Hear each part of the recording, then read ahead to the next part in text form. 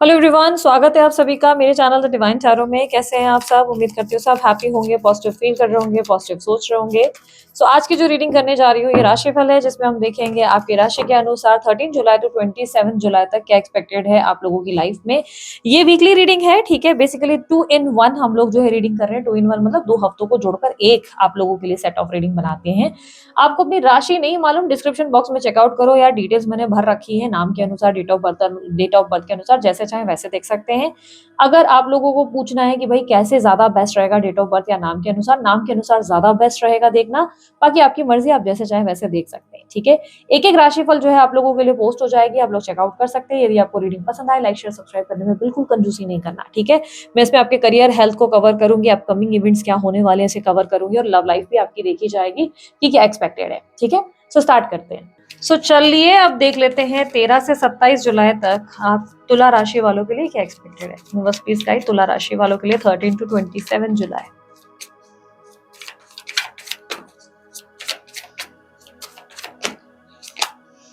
Judgement, four of pentacles, two of pentacles. कुछ जरूरत से ज्यादा एक कंफर्ट जोन में चले गए हो आप।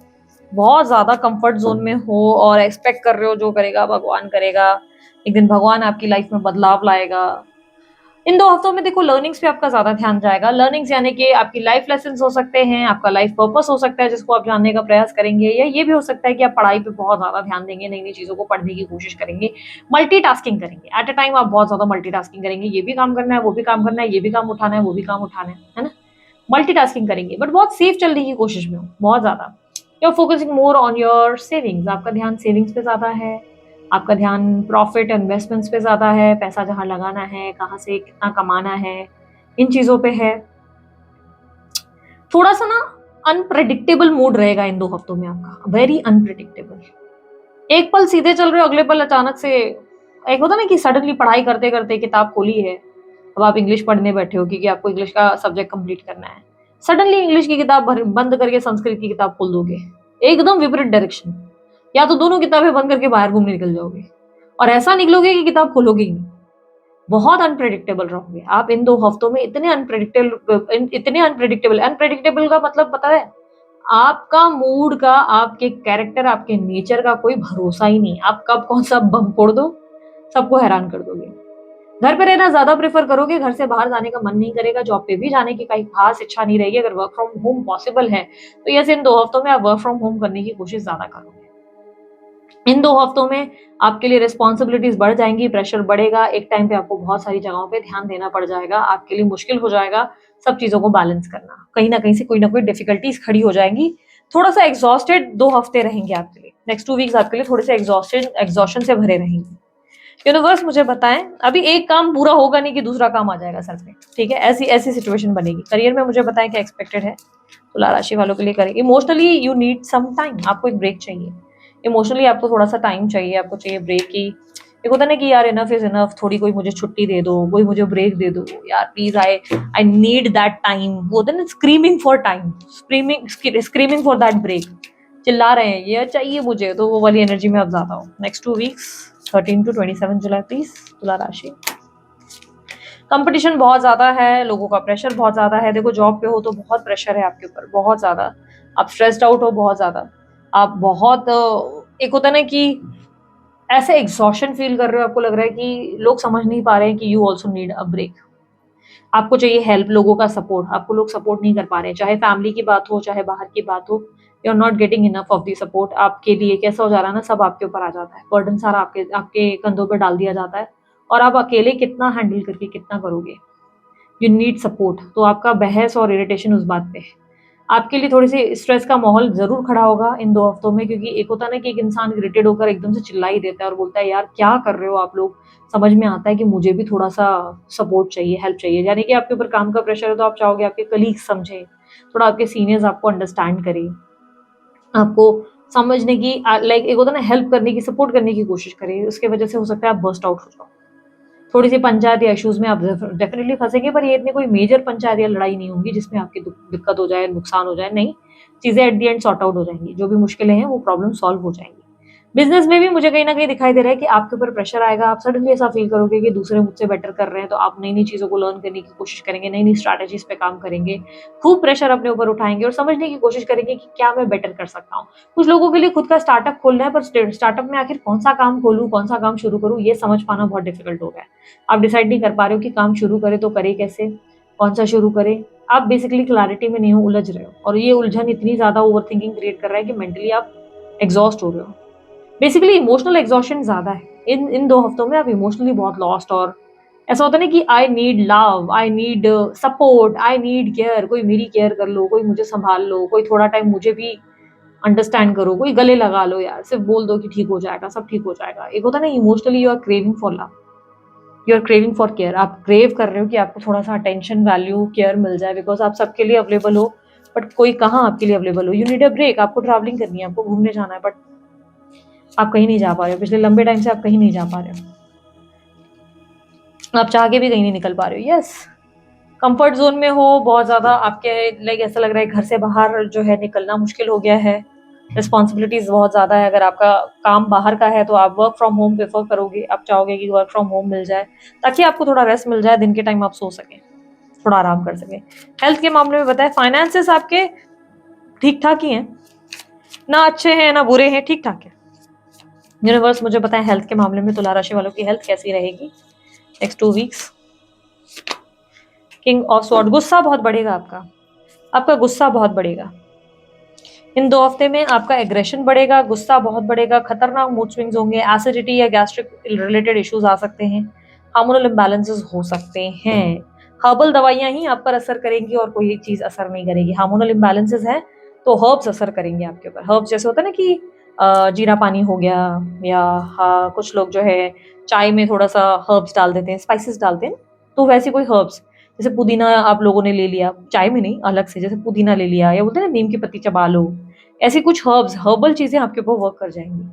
ठीक है, ऐसी चीजें जो आप, क्योंकि मैं आपको बता रही हूँ कि इन 2 हफ्तों में डॉक्टर्स काम नहीं आएंगे आपके लिए, डॉक्टर्स कोई हेल्प कर ही नहीं पाएंगे। एट द एंड आपके ऊपर हर्ब्स काम आएंगे।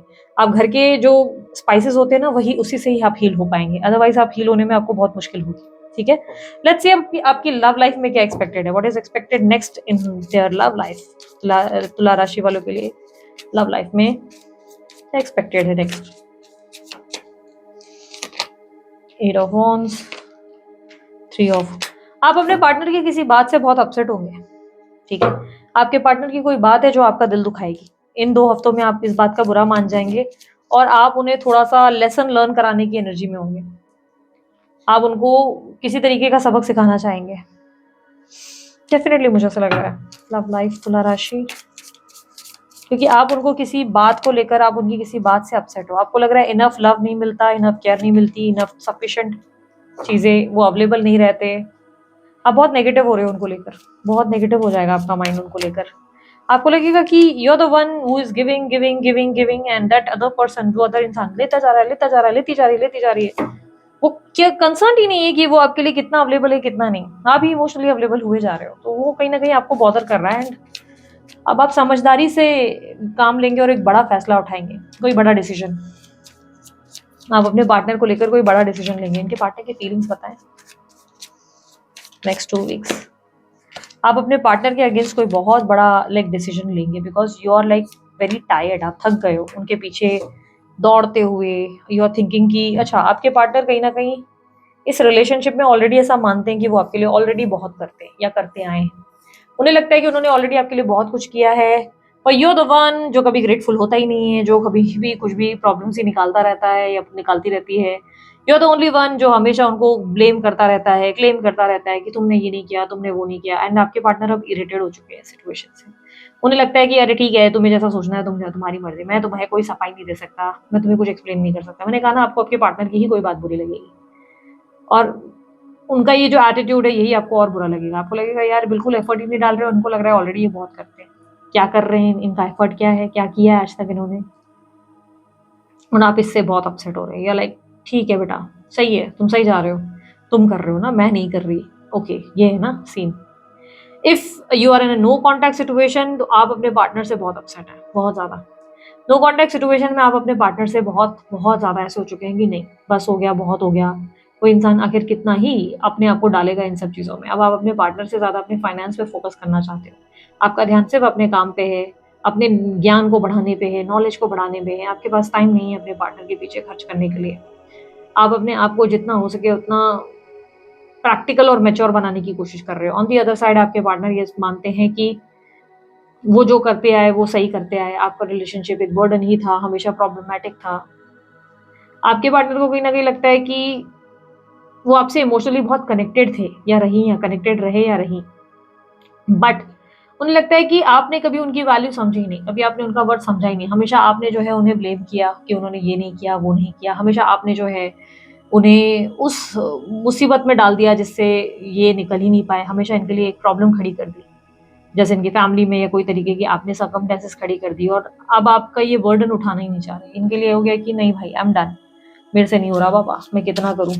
फ्लर्टिशियस एनर्जी है आपके पार्टनर की और चांसेस है ये किसी न्यू लव कनेक्शन में हो सकते हैं, बिकॉज मुझे क्लियरली दिख रहा है। हालांकि उस न्यू लव कनेक्शन में भी बात कोई खास बन नहीं रही है, कुछ नहीं बन रहा है इनका। You don't know how hard is to let it was to let go. आपके पार्टनर अभी तक आपको लेट गो नहीं कर पाते, अब तक नहीं भूल पाए या अभी तक नहीं भूल पाए। बट आपके लिए अब ये मैटर नहीं करता। I feel you even though we are apart. आप भले उनके साथ नहीं, वो आपको अपने आसपास फील कर सकते हैं। भले वो न्यू कनेक्शन पे जा रहे हैं बट वो सर्वाइव नहीं करेगा। न्यू कनेक्शन में भी उनके लिए कोई दाल नहीं गलेगी। एट द एंड वो न्यू कनेक्शन छोड़ेंगे। अच्छा, एक और चीज़ ये भी पॉसिबल है कि अगर आपके पार्टनर कहीं और कमिटेड है, देयर आर चांसेस कि वो उस रिश्ते से थक चुके हैं। कहीं और कमिटेड है तो उस रिश्ते से थक चुके हैं, बट आपके पार्टनर को लग रहा है कि इवन आप भी उन्हें अंडरस्टैंड नहीं कर रहे हैं, आप भी उन्हें समझना नहीं चाह रहे, आप भी उन्हें हर्ट ही कर रहे हैं। I want to feel the way that way again. आपके पार्टनर पहले जैसा फिर से महसूस करना चाहते हैं। आपके साथ जो बिताया वक्त, वो गाना है ना, वो लम्हे वो बातें कोई न जाने, बरसातें वो भीगी भीगी यादें।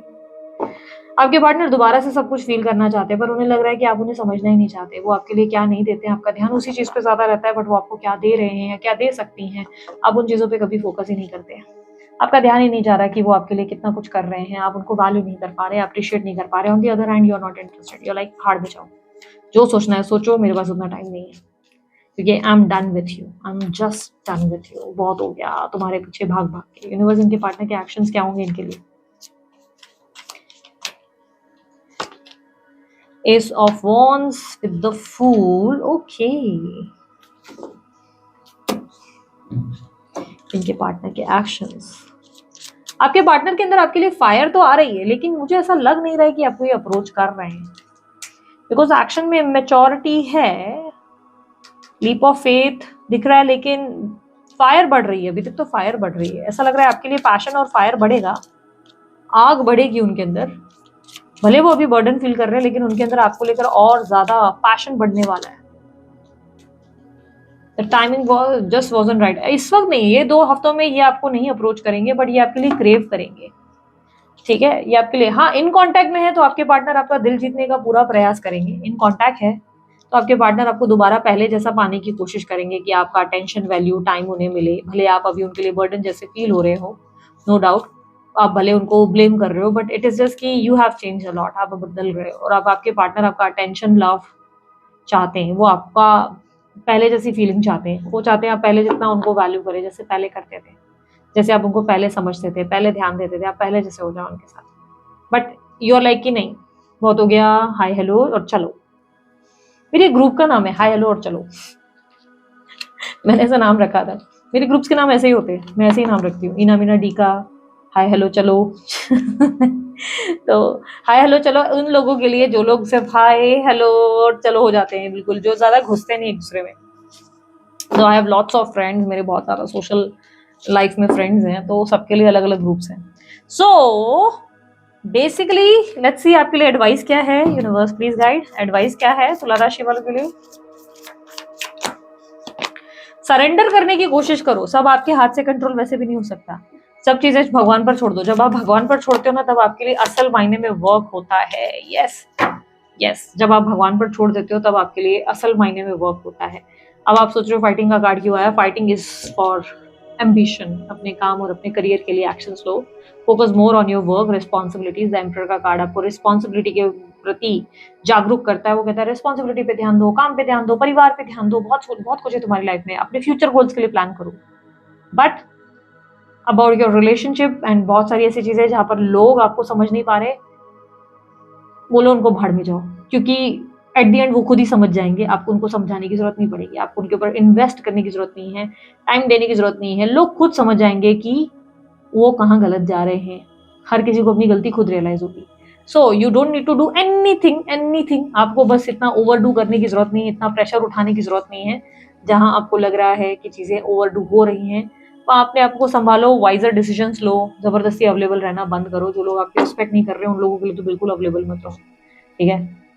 बहुत ज्यादा अवेलेबल रहते हो, बिकॉज कैसा होता है ना, उससे आपके लिए पेनफुल सिचुएशन बन जाती है। थोड़ा आप अपने आप काम पे ही ज्यादा ध्यान दो, ठीक है। ये टाइम आपके एम्बिशन का ज्यादा है, करियर का ज्यादा है, करियर पे ज्यादा फोकस करो, ओके। सो यस, तुला राशि वालों, आप लोगों को ग्रीन प्लांट ज्यादा से ज्यादा लगाना चाहिए। ये टाइम बहुत अच्छा है आप लोगों के लिए प्लांटेशन करने के लिए। ऑलरेडी घर में प्लांट्स है तो उसकी अच्छी देखभाल करें, ठीक है।